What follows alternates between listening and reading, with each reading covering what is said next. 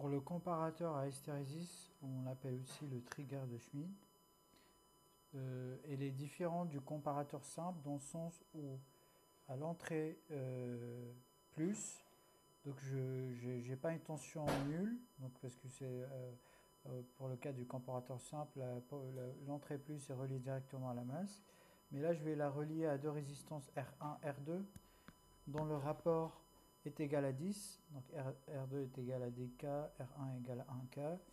Donc là, dans ce cas-là, V plus n'est plus constante comme dans le cas du comparateur simple, mais il va prendre deux valeurs, donc selon l'état de la sortie, puisque à l'état de la sortie, c'est plus ou moins V7.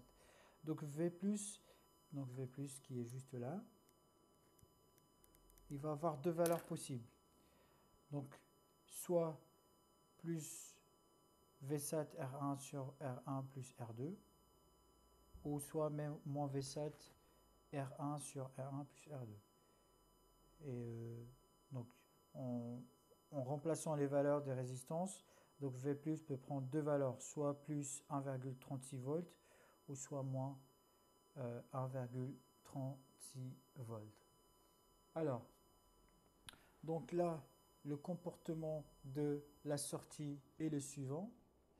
Donc là, vous avez le signal d'entrée et là, vous avez le signal de sortie. Donc on voit la différence entre le comparateur simple. Le comparateur simple, c'était tout simplement lorsque V plus ou lorsque VE est positif, vous aurez un V sortie qui vaut moins V7. Mais là, on voit qu'il y a une partie positive dans laquelle on voit le basculement de plus 15 à moins 15. Donc là, je vais essayer de repérer cette valeur de 1,36 volts. Donc cette valeur, si je prends mes curseurs type amplitude, donc si je prends le premier curseur qui est juste là et le deuxième curseur, donc l'intersection entre la courbe verte et la courbe jaune, voilà.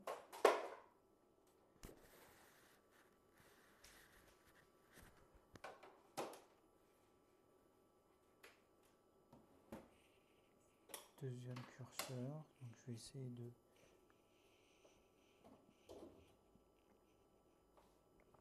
Voilà, donc j'ai...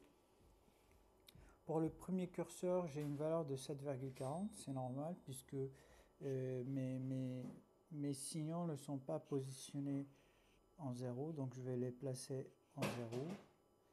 Voilà, 0. Et le deuxième positionnement à 0. Et là, on regarde que... Donc 0. Donc je reprends mes curseurs. Voilà. Et le deuxième curseur.